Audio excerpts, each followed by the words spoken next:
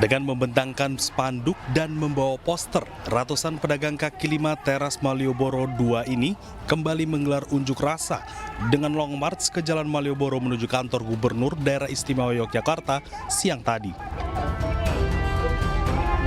Para PKL juga memutung kentongan dan membawa replika keranda sebagai simbol matinya kesejahteraan PKL. Unjuk rasa digelar menuntut transparansi pendataan relokasi bagi para PKL di teras Malioboro II.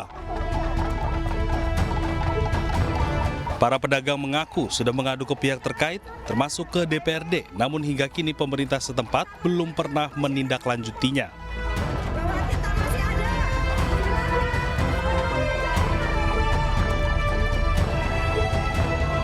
Meski tidak secara langsung menolak relokasi, para pedagang meminta kejelasan jaminan relokasi baru yang dapat memberikan kesejahteraan bagi PKL.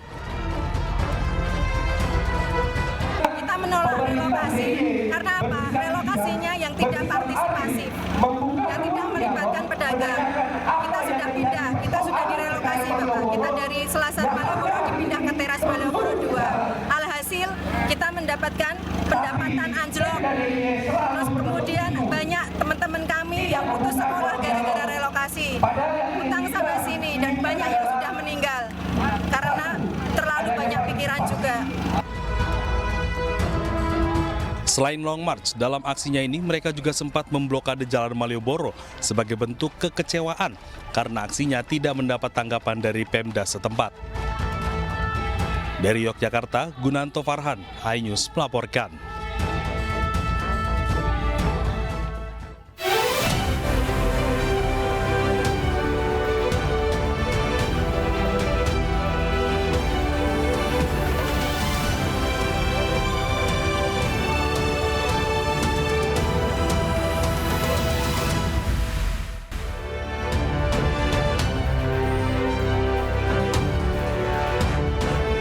Halo, selamat sore pemirsa, demikian tadi berita pilihan iNews Sore bersama saya Anisha Dasuki. Informasi pertama iNews Sore, eksekusi sebuah bangunan 5 lantai di kawasan Menteng oleh pihak Pengadilan Negeri Jakarta Pusat diwarnai perlawanan. Puluhan orang yang mengaku perwakilan pemilik gedung terlibat baku hantam dengan petugas karena memblokade jalan dan membakar ban bekas.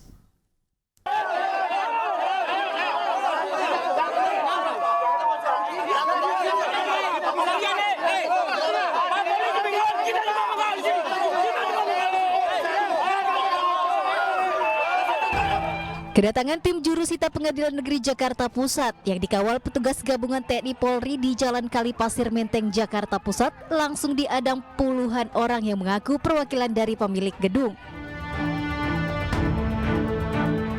Kericuhan seketika pecah saat massa berusaha melawan untuk menggagalkan upaya eksekusi dengan memblokade jalan sambil membakar ban bekas.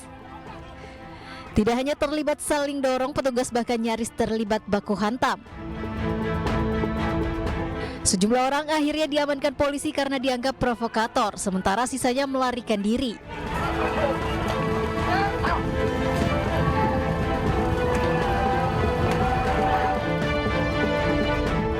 Setelah upaya yang cukup alot, petugas akhirnya berhasil masuk ke dalam objek sengketa dengan memotong gembok gerbang. Tim jurusita langsung mengosongkan seluruh barang di dalam gedung.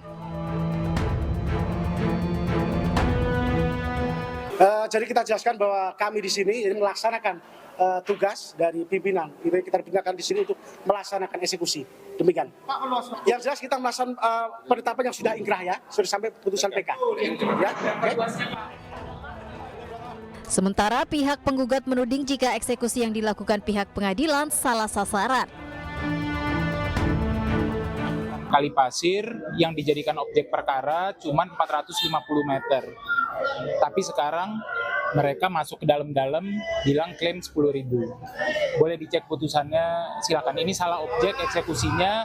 Yang jelas kita perkara yang 450 aja masih perkara di pengadilan, masih ada perlawanan. Karena kita bukti-buktinya lengkap, mereka tidak punya bukti apapun. Ya, jadi persoalan kelebihan atau tidak kelebihan itu bukanlah menjadi perdebatan yang dieksekusi saat ini.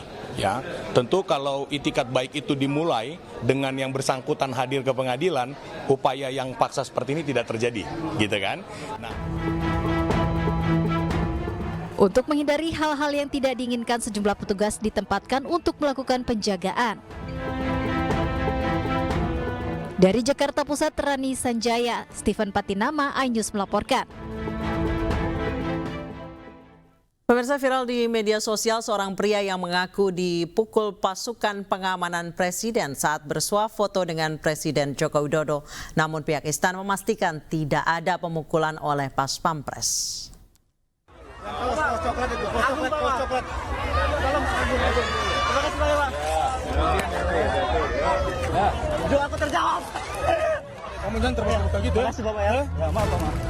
Viral di media sosial seorang pria yang mengaku dipukul pasukan pengamanan presiden saat bersuah foto dengan Presiden Joko Widodo yang baru saja menghadiri pembukaan Musabakoh Tilawatil Quran di Kota Samarinda, Kalimantan Timur.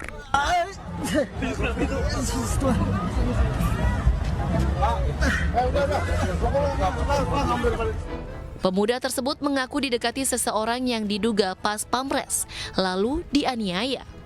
Video ini lalu diunggah di media sosial hingga akhirnya mendapat banyak tanggapan dari netizen.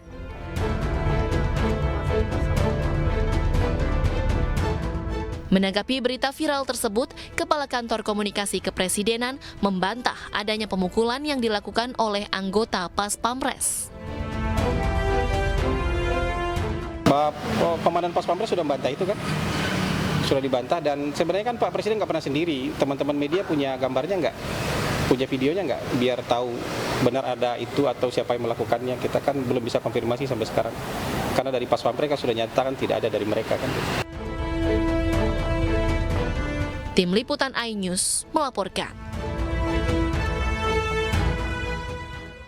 Presiden Joko Widodo merespons singkat soal dugaan gratifikasi berupa fasilitas jet pribadi oleh putra bungsunya. Sekaligus Ketua Umum PSI Kaisang Pangarep, Jokowi hanya menekankan seluruh warga memiliki kedudukan yang sama dalam tatanan hukum Indonesia.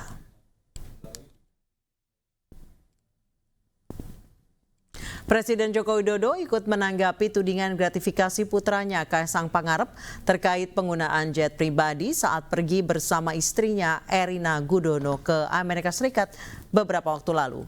Jokowi tidak menanggapi banyak terhadap tudingan tersebut dan hanya menyatakan semua warga negara memiliki kedudukan yang sama di mata hukum, tidak terkecuali putranya. Usai menjawab pertanyaan-pertanyaan terkait Kaisang, Jokowi langsung meninggalkan area tanya jawab dengan awak media.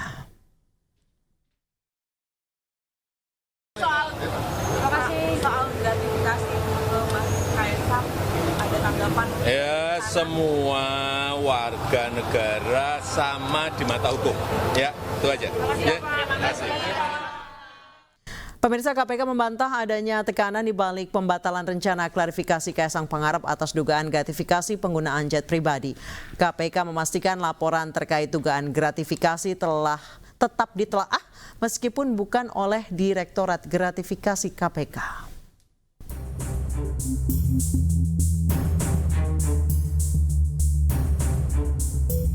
Ketua Umum PSI Kaisang Pangarep sempat dikabarkan menghilang usai heboh dugaan gratifikasi penggunaan jet pribadi.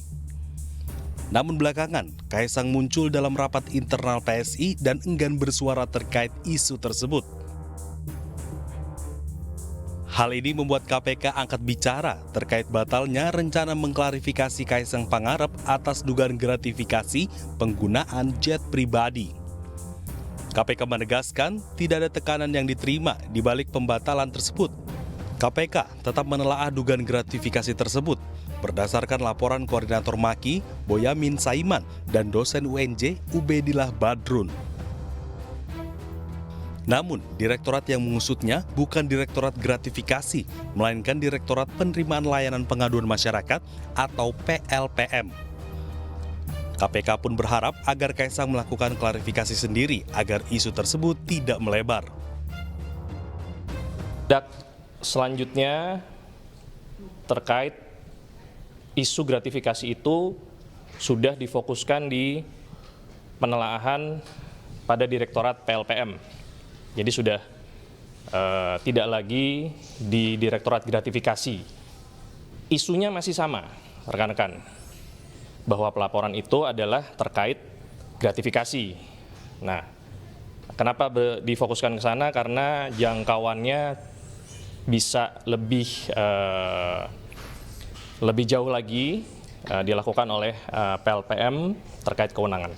Iya, sama sekali tidak ada tekanan ya rekan-rekan sekalian, bahwa KPK berharap saudara K ini melakukan klarifikasi sendiri. Itu dari awal sudah disampaikan oleh pimpinan atau Pak AM dalam hal ini.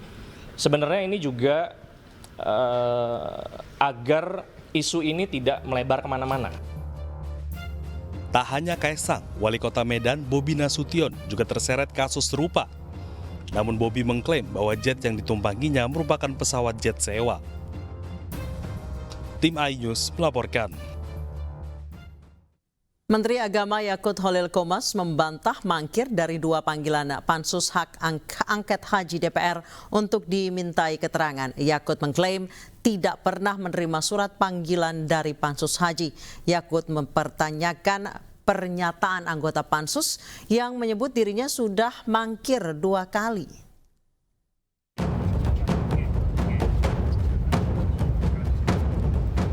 Menteri Agama Yakut Holil Qomas membantah mangkir dari 2 panggilan panitia khusus atau Pansus Hak Angket Haji DPR terkait dugaan penyelewengan penyelenggaraan haji 2024. Yakut mengklaim tidak pernah menerima surat panggilan dari Pansus Haji. Yakut juga tak bisa memastikan apakah dirinya akan hadir jika surat panggilan dari Pansus Haji sudah diterima. Yakut mengatakan masih banyak tugas sebagai Menteri Agama yang tidak dapat ditinggalkan. Toh di mekanisme pansus itu kan boleh penjadwalan ulang atau apa kalau lo ya. Makanya saya juga akan lihat kalau nanti ada surat undangan saya akan lihat dulu. Pada prinsipnya kan kita ini pemerintah ingin menjelaskan seterang-terangnya, bukan hanya kepada pansus, tetapi kepada seluruh masyarakat apa sih yang sebenarnya terjadi dalam proses perhajian itu. Kami di Kementerian Agama, pemerintah itu juga tidak ingin ada yang main-main dengan haji itu. Kalau ada staf saya, ada perangkat ASN di tempat saya gitu ya, di Kementerian Agama yang terlibat, ya ayo kita tindak bareng-bareng. Selain itu, Pansus Haji DPR RI juga melakukan inspeksi mendadak ke kantor sistem komputerisasi haji terpadu Kementerian Agama Jakarta Pusat. Dalam sidak, anggota Pansus Haji menemukan pejabat Kemenak yang diduga sengaja berbohong terkait ketidakhadirannya dalam rapat. Nah, ada orangnya di sini, maka kita akan tegur nih sekjen yang memberitahu bahwa mereka ini berada di luar. Kemudian ada juga yang harus kita panggil hari ini, belum ada jawaban, ternyata ada juga di sini, tapi pergi ke Cirebon. Sebetulnya dalam hal data-data yang kita buka tadi itu sudah diperbincangkan di rapat pansus dan itu sudah ditemukan bahwa siskohat yang mereka sebut itu tidak bisa dijebol, tidak bisa diutak-atik, ternyata bisa. Baik itu di sistem yang siskohat untuk reguler maupun siskopatuh yang untuk haji khusus, semuanya bisa. Nah, tentu di sini akan ada pertanyaan berikutnya. Sebetulnya yang memerintahkan untuk bisa ditembus ini, dirubah itu siapa? Kalau jawaban dari Hasan Apandi yang kita jumpai tadi, mereka menerima yang matang saja. Sidak dilakukan untuk menggali lebih dalam mengenai berbagai kecurangan yang diduga terjadi dalam penyelenggaraan haji 2024. Tim Liputan iNews melaporkan. Kita ke informasi lainnya, pemirsa. Sidang peninjauan kembali atau PK 6 terpidana kasus kematian Vina dan Eki kembali dilanjutkan hari ini. Agenda sidang kini memasuki tahap pembuktian dengan menghadirkan sejumlah saksi fakta dari pihak pemohon. Keenam terpidana kasus kematian Vina dan Eki kembali melanjutkan sidang peninjauan kembali di Pengadilan Negeri Cirebon, Jawa Barat hari ini. Agenda sidang memasuki tahap pembuktian dengan mendengarkan keterangan sejumlah saksi. Pihak terpidana selaku pemohon rencananya akan menghadirkan 4 orang saksi fakta. Diketahui dalam sidang PK ini kuasa hukum terpidana sudah menyiapkan sebanyak 39 orang saksi yang terdiri saksi fakta dan juga saksi ahli. Sementara itu sambil menangis dengan suara bergetar, salah satu terpidana Hadi Saputra menceritakan perlakuan biadab yang dilakukan pihak kepolisian kepada dirinya bersama yang lain pada 2016 silam. Oke, berapa orang kira-kira? Banyak sih Pak. Saudara ingat? Tidak Pak. Tidak ingat ya? Oke, terus? Terus habis itu kita semua langsung Pak.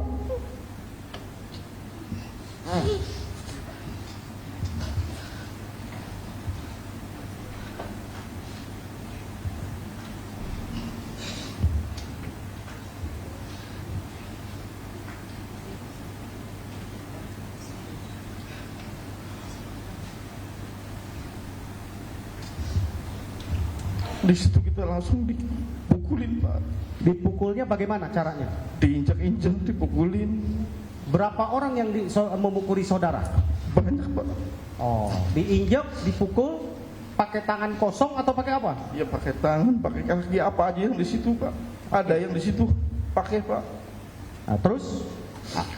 Terus saya cuman mikir, ini ada apa kok saya nggak tahu.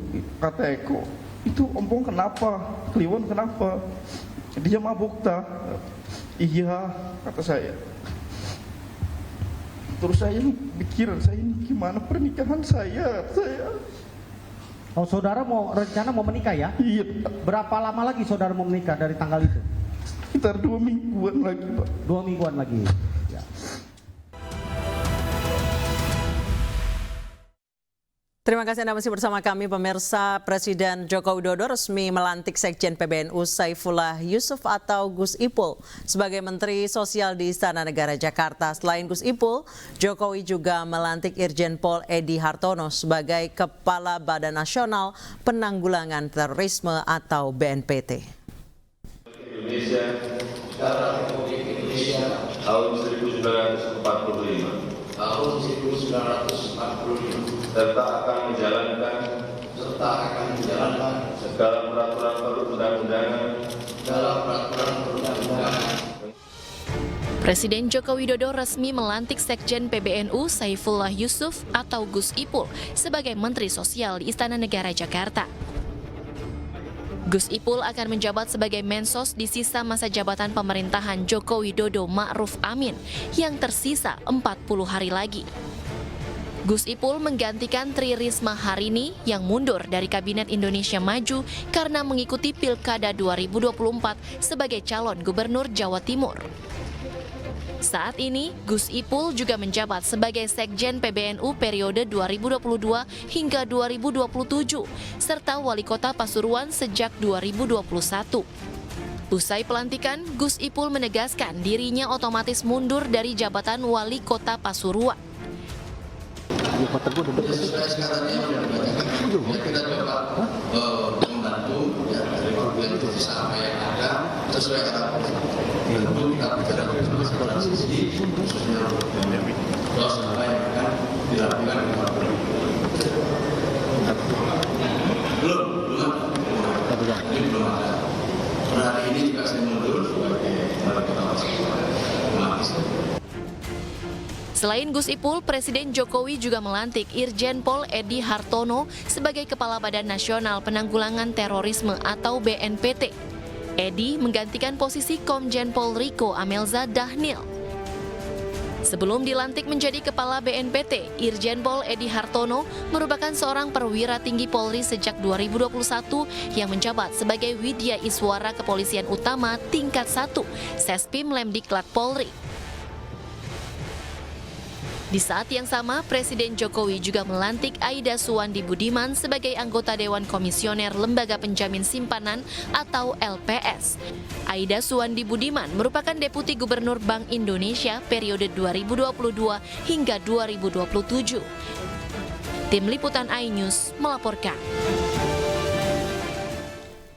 Ketua DPP PDI Perjuangan sekaligus Ketua DPR RI Puan Maharani mengakui adanya rencana pertemuan antara Presiden terpilih Prabowo Subianto dan Ketua Umum PDI Perjuangan Megawati Soekarno Putri. Pertemuan tersebut direncanakan akan berlangsung sebelum pelantikan. Rencananya pertemuan ini disampaikan Ketua DPP PDI Perjuangan Puan Maharani saat ditemui di Kompleks Parlemen. Puan menyebut silaturahmi itu penting dilakukan. Namun Puan Maharani tidak menjelaskan lebih rinci soal kapan dan apa saja yang nantinya akan dibahas dalam pertemuan antara Presiden terpilih Prabowo Subianto dan Ketua Umum PDI Perjuangan Megawati Soekarno Putri. Pertemuan keduanya rencananya akan terjadi sebelum pelantikan Presiden dan Wakil Presiden terpilih. Namun Puan menyebut belum ada pembicaraan yang mengarah pada bergabungnya PDI Perjuangan ke koalisi Prabowo Gibran. Silaturahmi penting, akan ada pertemuan, insya Allah ya, bahwa akan ada pembicaraan sampai ke situ, kita tunggu saja. Ya nanti kalau pada waktunya pasti teman-teman media juga pasti tahu. Tapi kan disebut sebelum 20 Oktober pelantikan ya Mbak, insya Allah. Ya. Mbak, ada pembahasan juga untuk di kabinet seperti apa? Tahu itu masih terlalu jauh atau gimana? Masih terlalu jauh dan komunikasi udah kita lakukan, kan saya juga sering ketemu Mas Prabowo di acara-acara Pak Prabowo. Dia selalu Wakil Presiden terpilih Gibran Rakabuming Raka membantah tuduhan Rocky Gerung terkait setoran uang dari para menteri kepada dirinya saat menjabat Wali Kota Surakarta. Gibran bahkan menantang agar Rocky Gerung membuktikan tuduhannya. Datang ke rumah saya, Om Rocky saya mau belajar, duduk di situ loh gua kalau mau belajar tuh. Kasih saya kritik Om Rocky, dengar saya kritik. Siapa yang saya kritik? Bobi Nasution saya kritik. Sebagai apa Om? Sebagai gubernur. Anda belum saya kritik karena belum jadi wali kota, belum jadi wakil presiden. Pada waktu itu dia adalah wali kota. Saya kritik yuk. Dia ngaku bahwa setiap Sabtu berbagai macam menteri datang ke dia kasih duit supaya soal saya bilang, yuk koruptor tuh.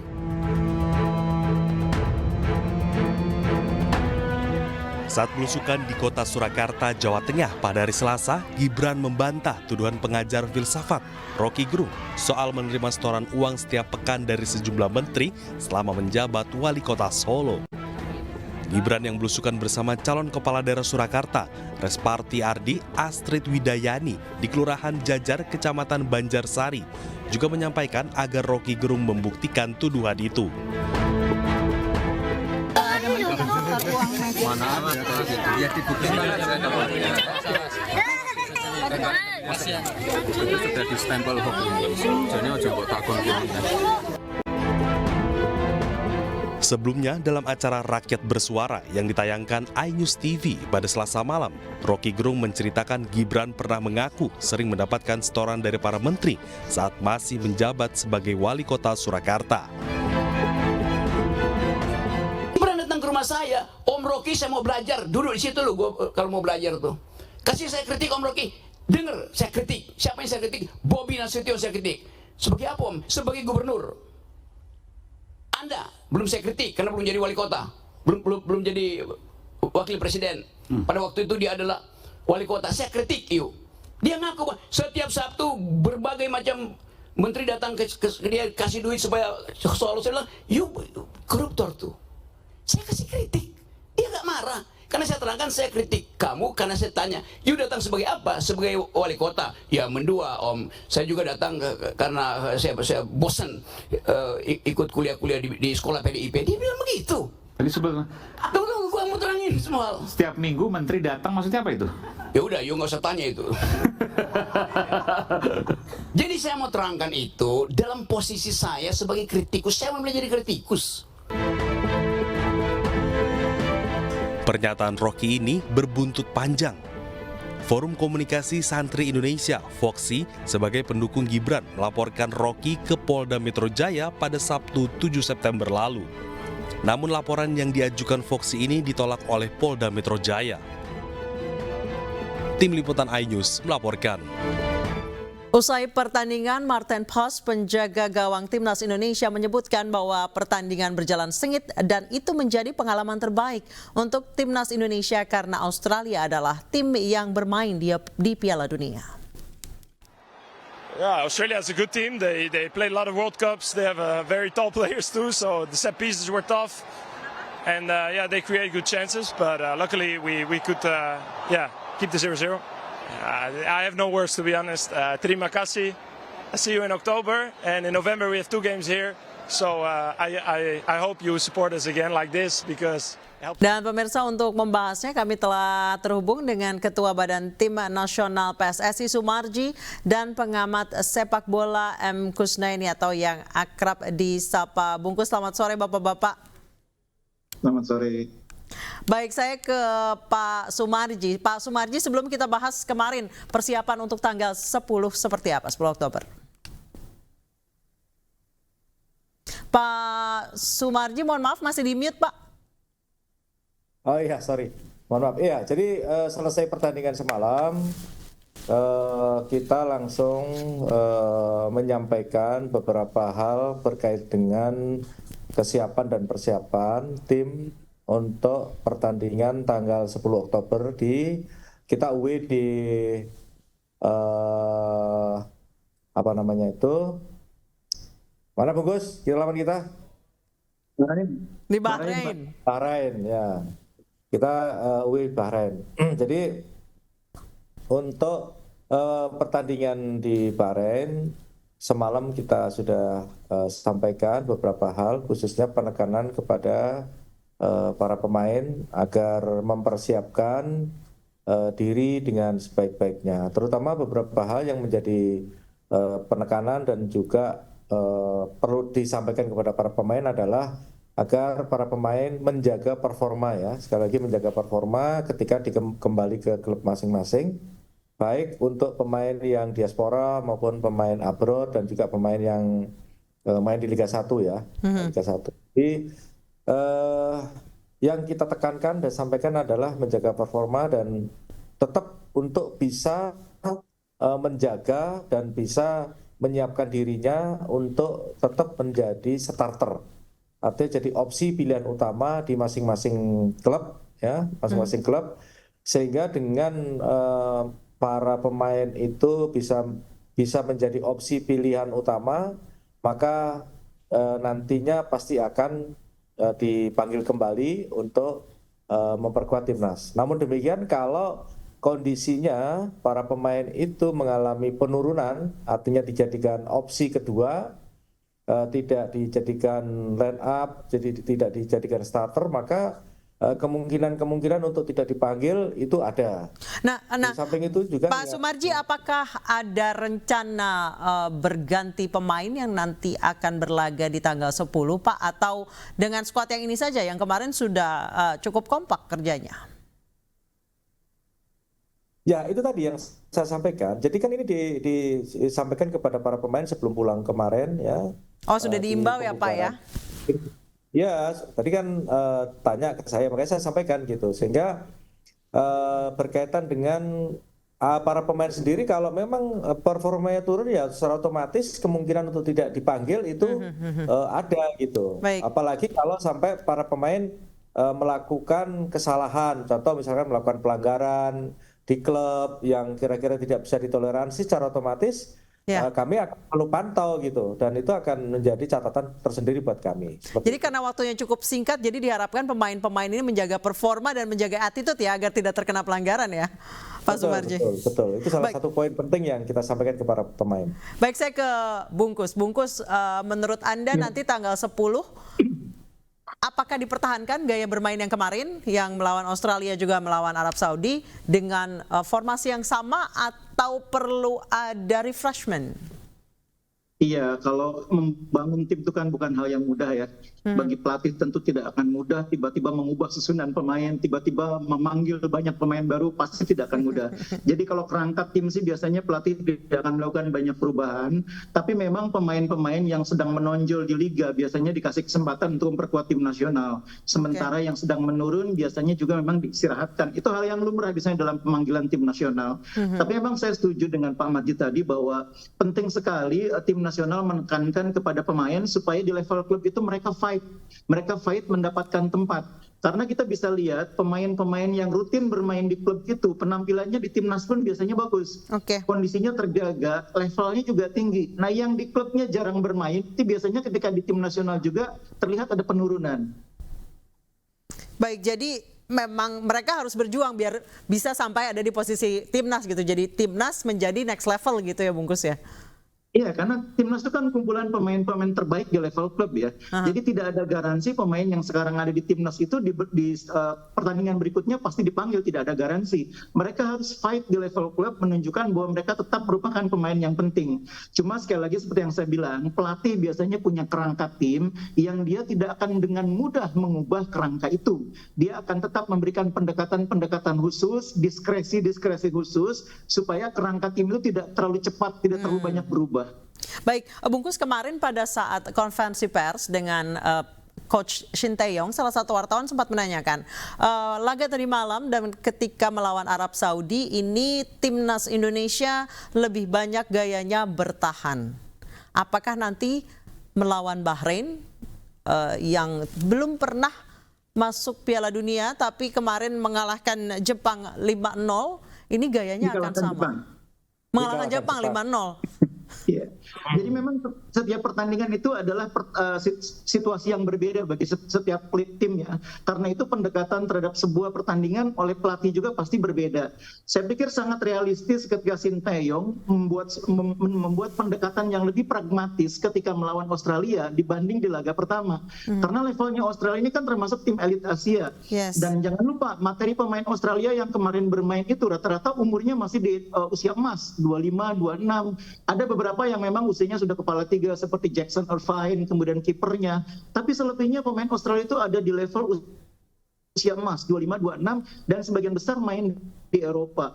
Karena itu Shin Tae-yong juga mengukur materi pemain yang dia punya seperti apa, yang dihadapi lawan seperti apa, makanya pendekatannya terlihat lebih bertahan. Itu misalnya tercermin dari susunan pemain di babak pertama, di mana gelandang itu sebagian besar anak-anak muda petarung. Ada Marcelino, ada Ivar Jenner, ada Nathan Chuaon, Tom Hae baru masuk di babak kedua. Tujuannya supaya apa? Di babak pertama bertarung dulu anak-anak muda ini, supaya di babak kedua masih ada yang cukup segar tenaganya untuk menjaga ritme permainan, jangan sampai seperti di laga pertama lawan Arab Saudi di mana kita menurun. Nah, tapi lawan Bahrain tentu akan berbeda karena Bahrain ini sebagian besar pemainnya adalah pemain yang bermain di klub-klub lokal seperti Manama dan sebagainya gitu ya. Sehingga pasti Shin Tae-yong, apalagi dia sudah lihat videonya Jepang lawan Bahrain, akan membuat pendekatan yang pasti berbeda lagi. Jadi sekali lagi setiap pertandingan adalah hal yang berbeda bagi setiap pelatih. Baik, saya ke Pak Marji. Pak Marji, kalau melihat dari pertandingan kemarin, ada atau tidak gerak-gerik nih Australia meremehkan Indonesia, makanya pemainnya pun mengatakan mereka agak sedikit lost di awal-awal katanya. Jadi kalau itu kayak sepertinya sih tidak, sepertinya tidak. Australia juga melihat masing-masing individu pemain yang timnas kita yang bermain untuk saat sekarang ini, sepertinya juga monitor gitu. Dia melihat dan mereka juga membaca kekuatan kita, sehingga mereka pun juga, Australia pun juga coba dilihat dari pertama, mereka juga sangat hati-hati juga gitu. Itu bagian dari pada analisa kita di awal gitu, seperti itu. Baik, terima kasih banyak Pak Marji dan Bungkus. Mohon maaf dialognya singkat sekali. Kami terima kasih telah bergabung bersama kami di News Sore. Dan pemirsa, untuk mengetahui bagaimana jalannya lanjutan sidang PK terpidana kasus Vina, kami telah terhubung dengan rekan Faisal Rinaldi di Pengadilan Negeri Cirebon. Faisal, apakah saat ini sidang masih berlangsung? Ya, Nisa dan juga pemirsa, memang untuk saat ini sidang ke-6 terpidana atau PK memang masih berlangsung. Untuk saat ini jika dari pantauan terakhir kami, terpidana Eko Ramadhani yang memang saat ini tengah memberikan keterangan di ruang persidangan, dan artinya Nisa bahwa untuk saat ini ke-6 terpidana yang menyisakan satu lagi yakni Rivaldi yang akan memberikan keterangan di muka persidangan sebagai saksi. Memang untuk jalannya persidangan tadi, Nisa dan juga pemirsa, memang seluruh isi atau pengunjung daripada ruang sidang tadi sempat terdiam ketika saksi atau terpidana yang pertama Hadi Saputra ini menjelaskan ataupun menceritakan terkait detik-detik penangkapannya, kemudian juga perilaku yang dilakukan oleh pihak anggota kepolisian yang bisa kita katakan oknum dalam hal ini jika memang dugaan penyiksaan tersebut ini benar adanya. Memang jika memang dugaan penyiksaan tersebut benar adanya, ini merupakan suatu hal yang tidak sepatutnya dilakukan oleh anggota kepolisian yang menyiksa para terpidana dengan sedemikian sadisnya. Nah, ini yang juga kita masih tunggu, Adisa dan juga pemirsa, keterangan terakhir dari terpidana Rivaldi yang nantinya akan memberikan keterangan, mengingat memang untuk Rivaldi ini sendiri berbeda dengan kelima terpidana lainnya. Dikarenakan memang untuk kelima terpidana lainnya seperti misalnya Hadi Saputra, kemudian juga Eka Sandi, Eko Ramadhani, Jaya dan juga Supriyanto ini secara bersama-sama pada malam kejadian atau pada saat 27 Agustus 2016 lalu ini berada di lokasi yang sama, yakni di warung Bu Nining pada saat malam kejadian, dan juga menginap bersama-sama di rumah RT Pasren. Nah, ini yang juga menjadi highlight dalam persidangan pada hari ini, karena memang pada keterangan sebelumnya ini RT Pasren tidak menerangkan atau tidak mengungkapkan bahwa ke-6 terpidana ini berada, atau kelima terpidana yang maksud kami yang tadi kami sebutkan ini berada di rumahnya pada malam kejadian. Nah, ini yang fakta tersebut memang kembali terungkap di dalam persidangan hari ini, di mana kelima terpidana yang kami sebutkan tadi, Eko Ramadhani, kemudian juga Eka Sandi, Hadi Saputra, Jaya dan juga Supriyanto betul-betul menginap di rumah RT Pasren pada 27 Agustus 2016. Nah, kemudian Anissa dan juga pemirsa, setelah ke-6 terpidana nantinya seluruhnya sudah memberikan keterangan sebagai saksi di sidang PK pada hari ini, nantinya akan dilanjutkan dengan 4 saksi tambahan yang akan menjelaskan terkait dengan keberadaan kelima terpidana tersebut pada saat malam kejadian, apakah betul-betul di rumah RT Pasren atau seperti apa nanti akan dijelaskan oleh 4 saksi tersebut. Namun yang kita tunggu adalah keterangan daripada Rivaldi sebagai satu orang terpidana yang memang berbeda lokasinya dengan kelima terpidana lain pada saat kejadian, karena memang untuk Rivaldi dengan 5 terpidana lain ini tidak saling mengenal pada saat kejadian lalu, karena kan mereka baru ketemu dengan Rivaldi yakni pada keesokan harinya saat ditangkap, yakni pada tanggal 31 Agustus maksud kami di Polresta Cirebon. Ini yang kita masih sama-sama tunggu, Anissa dan juga pemirsa, keterangan dari Rivaldi dan juga keempat saksi lainnya yang masuk ke klaster saksi alibi. Nah, informasi saja Anissa juga pemirsa, memang untuk sidang PK ini sudah menyiapkan sebanyak 39 orang saksi. Kita nantikan Anissa kelanjutan dari sidang PK ini. Anissa. Baik, terima kasih Faisal Rinaldi atas laporannya dari Pengadilan Negeri Cirebon, Jawa Barat. Selamat bertugas kembali. Pemirsa, Ketua MPR RI Bambang Susatyo menggelar silaturahmi kebangsaan dengan mengundang Presiden Republik Indonesia kelima Megawati Soekarno Putri. Dalam silaturahmi, Bambang Susatyo menyerahkan surat pimpinan MPR RI tentang tindak lanjut tidak berlakunya lagi TAP MPRS nomor 33 MPRS 1967 tentang pencabutan kekuasaan pemerintahan negara dari Presiden Soekarno kepada keluarga Presiden pertama Republik Indonesia.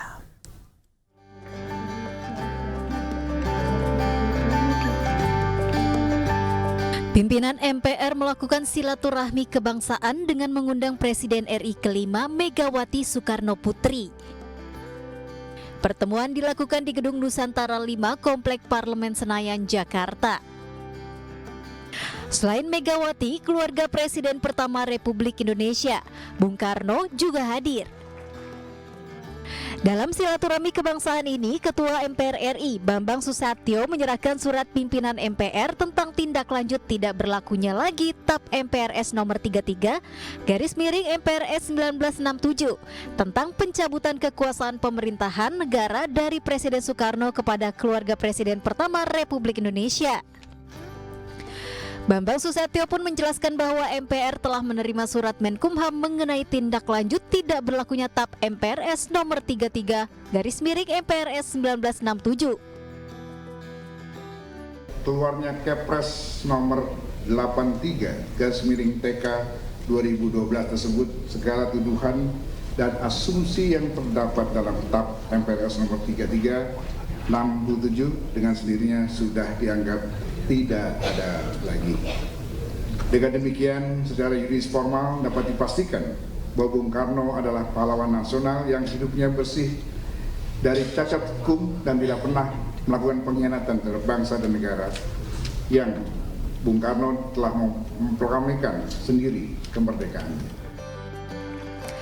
Surat diserahkan kepada anak-anak Soekarno yang hadir, diantaranya Presiden kelima Megawati Soekarno Putri, Guntur Soekarno Putra, Sukmawati Soekarno Putri, dan Guru Soekarno Putra.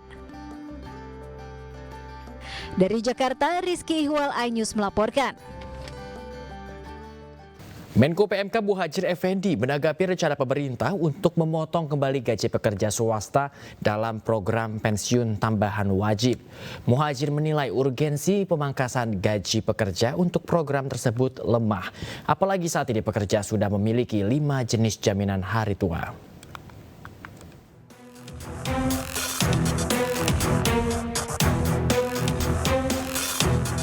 Rencana pemerintah untuk memangkas kembali gaji atau upah pekerja dalam program pensiun tambahan wajib mendapat respon dari sejumlah pihak termasuk Menko PMK Muhadjir Effendi.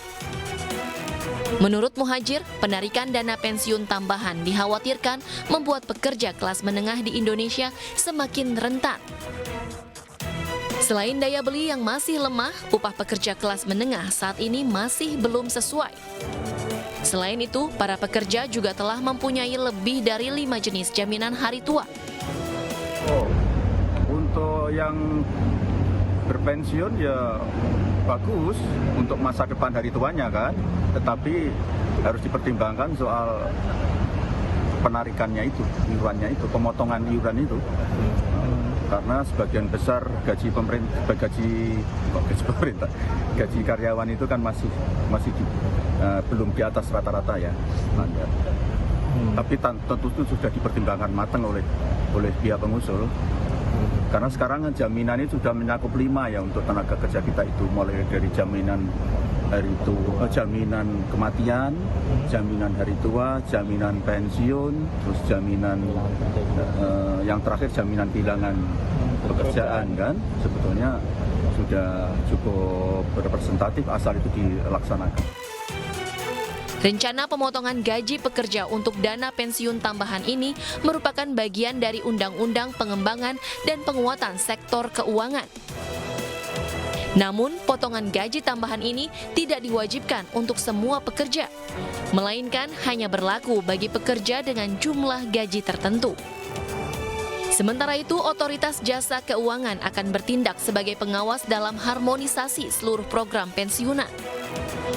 Jadi rekan-rekan media, isu terkait ketentuan batasan mana yang dikenakan untuk pendapatan berapa yang kena wajib itu belum ada, ya belum ada karena PP-nya itu belum diterbitkan.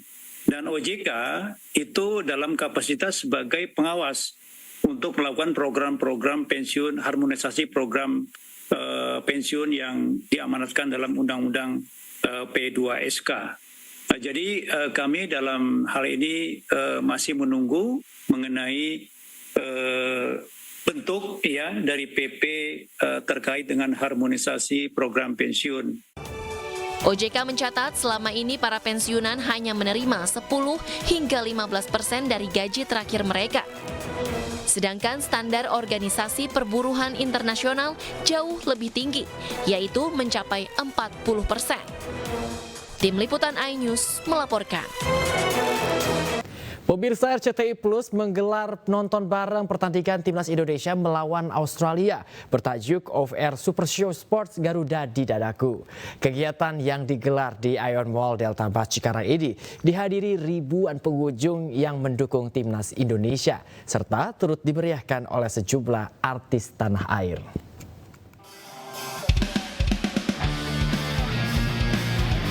Sejumlah artis tanah air seperti Aldi Taher dan Ririn Dwi Ariyanti turut memeriahkan nonton bareng Timnas Indonesia melawan Australia di Aeon Mall Delta Mas Cikarang.